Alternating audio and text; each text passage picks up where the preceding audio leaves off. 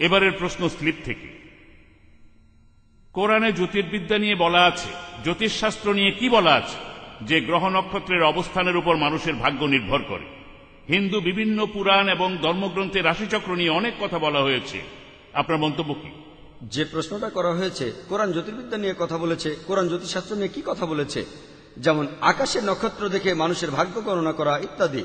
পবিত্র কোরআনে উল্লেখ করা আছে, সূরা মাইদার 90 নম্বর আয়াতে বলা হয়েছে, ইয়া আইয়ুহাল্লাযীনা আমানু, হে মুমিনগণ, ইন্নামাল খামরু ওয়াল মাইসিরু, নিশ্চয়ই মদ এবং জুয়া ঘৃণ্য বস্তু, ওয়াল আনজাবু ওয়াল আসনামু, মূর্তি পূজার বেদী এবং ভাগ্য নির্ণায়ক স্বর, রিজসুম মিন আমালি শাইতান, এইসব শয়তানের কার্য, উহা বর্জন করো যাহাতে সফল কাম হইতে পারো।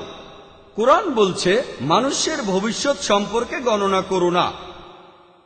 এখানে বলা হয়নি ভাগ্য গণনা ঠিক না ভুল, বলা হয়েছে তোমরা ভাগ্য গণনা করো না। আপনারা জানেন যে অনেক মানুষের হাত দেখে ভবিষ্যৎ বলে দিতে পারে, নক্ষত্র দেখেও বলতে পারে।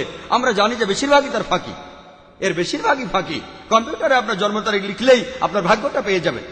একবার এই ব্যাপারটা নিয়ে গবেষণা করেছিলেন একজন প্রফেসর, শুধুমাত্র লোকজনকে বোঝানোর জন্য ব্যাপারটা আসলে কি।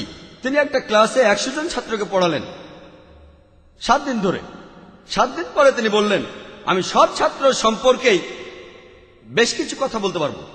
আমি একটা কাগজে প্রত্যেক ছাত্র সম্পর্কেই কিছু লিখবো, কাগজটা তাকে দেব, তারপর যখন আমি খুলতে বলবো সবাই একসাথে খুলবেন আর আপনাদের মন্তব্য জানাবেন। প্রফেসর কাগজে কিছু লিখলেন, প্রত্যেক ছাত্রকেই একটা করে দিলেন, অতীতে সেই ছাত্র কি কি করেছে, এইসব বিভিন্ন রকম কথা। তারপর সব ছাত্র কাগজগুলো খুলল।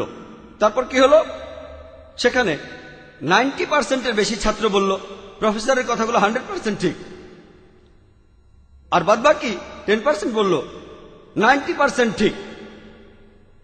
এখানে এক্সপেরিমেন্ট ছিল যে এই প্রফেসর আসলে সবার জন্য একই কথা লিখেছেন।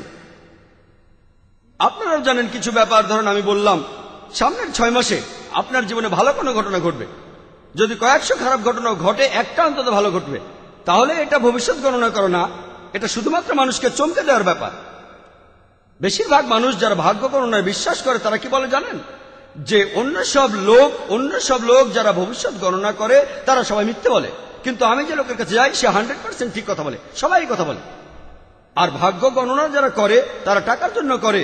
কোরআনের কথা বলছে না যে এটা ঠিক না ভুল, কোরআন বলছে তোমরা মানুষের ভবিষ্যৎ গণনা করো না। একথা বলা হচ্ছে না ভবিষ্যৎ আগে থেকে কেউ বলতে পারবে না, শুধু বলছে করো না, এতে তোমাদের ক্ষতি হবে। আশা করি উত্তরটা পেয়েছেন।